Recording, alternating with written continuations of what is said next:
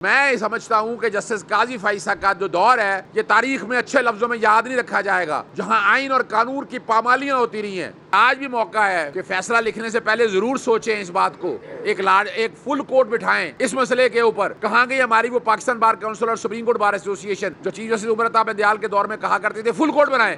आज आपने supreme court में समाअत सारी देख ली है। पाकिस्तान तहरीक इंसाफ या इमरान खान इस समाअत का हिस्सा नहीं बने हैं और सुप्रीम कोर्ट को चाहिए था कि इस सारे मामले के अंदर अगर फुल कोर्ट तश्कील दे देते तो किसी भी पार्टी को कोई एतराज़ नहीं होना था और उन्हें आना चाहिए था। नज़र यह आ रहा है, मैं बैठा हूँ अंदर, नज़र आ रहा है कि ये शायद फ़ैसला आज दे देंगे या अमूमन जुमे वाले दिन आपको पता है फ़ैसले आते हैं और फ़ैसले हमें पता है। फ़ैसला यही है कि जनाब आप डिफेक्शन कर सकेंगे, आप मुनहरफ हो सकेंगे, वोट काउंट होगा। तो ये असल में राह हमार की जा रही है आइनी तरमीम की, आइनी तरमीम के बेनिफिशरी डायरेक्ट जस्टिस काजी फैज़ साहब हैं।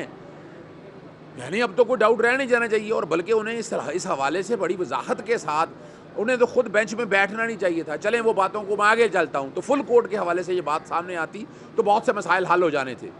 अभी मैं आपके सामने आज बताने लगा हूँ कि जस्टिस काजी फैज़ साहब जो कह रहे हैं कि मैं इंसाफ राम करता हूँ, ये पूरी लिस्ट है मेरे सामने। मैं आज साबित करूँगा। 90 दिन के इलेक्शन होने थे, 1 साल के बाद इलेक्शन हुआ और कमाल की बात है सेक्शन 57 में इन तरमीम की गई आइन के आर्टिकल्स के अलावा कि सदर पाकिस्तान या गवर्नर को तारीख था इलेक्शन की डेट देने का। सेक्शन 57 में तरमीम की और तरमीम करके क्या कहा कि जनाब इलेक्शन की तारीख इलेक्शन कमीशन देगा।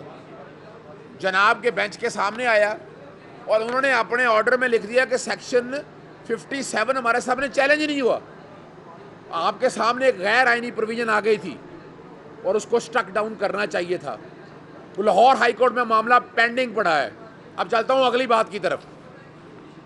जस्टिस काजी फैज़ साहब कहते हैं कि मैंने आइन और कानून की पासदारी करी है, मैं आपके सामने रखने लगा हूँ।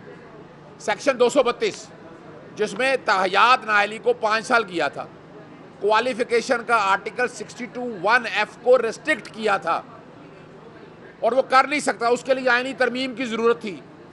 सेक्शन 232 में भी यही लिख दिया इन्होंने और फैसले में कि जनाब किसी ने उसकी वायरीज को चैलेंज नहीं किया, वो भी लाहौर हाई कोर्ट में पेंडिंग पड़ा है। Taking away a symbol is banning a party, section 215 जब इनके सामने आया तो इन्हें इस बात को सामने कहना चाहिए था कि ये जो सेक्शन है जो सिंबल लेने का इख्तियार देता है, पार्टी को बैन करता है, ये पाबंदी है, ये आइन से मुखालिफ करता है, आर्टिकल 17 की खिलाफ वर्जी है। नहीं कहा, छोड़ दिया। फिर यानी सुप्रीम कोर्ट में जब आप बैठे हैं तो आपको आइन और कानून की पासदारी करनी है। 8 मेंबर बेंच ने इस बात को आपके सामने रखा है, उन्होंने आइन और कानून कहा है और वो भी लाहौर हाई कोर्ट में पेंडिंग पड़ा है।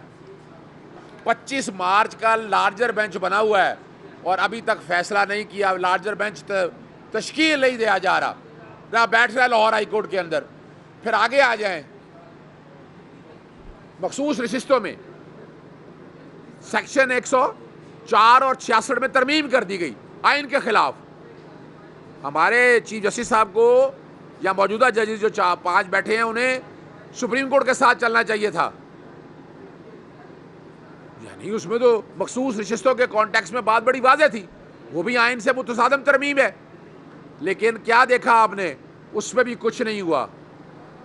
जस्टिस काजी फैज़ साहब ने आज तक जितने बेंचेस में फैसले दिए हैं हम तो बायस समझते हैं और आज भी मौका है, मैं आज भी समझता हूँ कि फ़ैसला लिखने से पहले ज़रूर सोचें इस बात को, एक फुल कोर्ट बिठाएं इस मसले के ऊपर।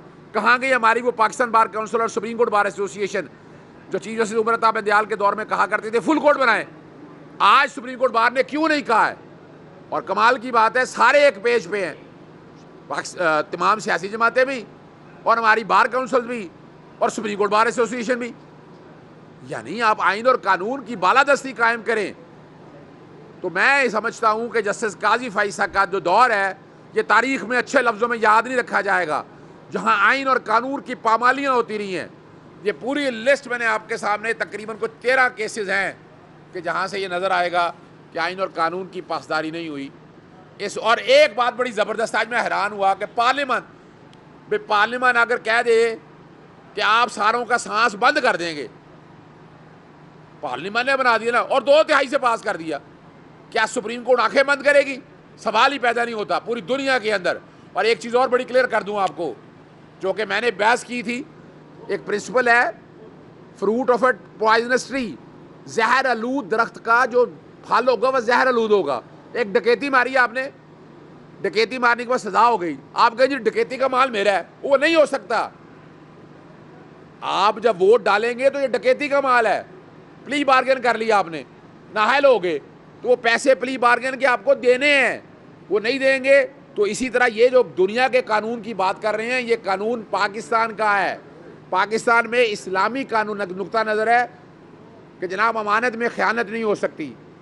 तो वोट जब आप देखें 3 वजह हैं सिर्फ जिसपे बाकी आप वोट देते रहे, आपको किसी ने नहीं धोखा, सिर्फ 3 वजहों में वोट नहीं दिया जा सकता।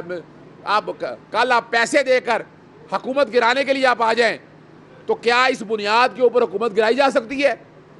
तो ये भी देखने वाली बात है। हम आज भी समझते हैं कि वोट ना देने का, जो वोट काउंट ना करने का जो फैसला है जस्टिस मुनीब अख्तर का और सुप्रीम कोर्ट के लार्जर बेंच का, वो बिल्कुल आइन और कानून के मुताबिक है।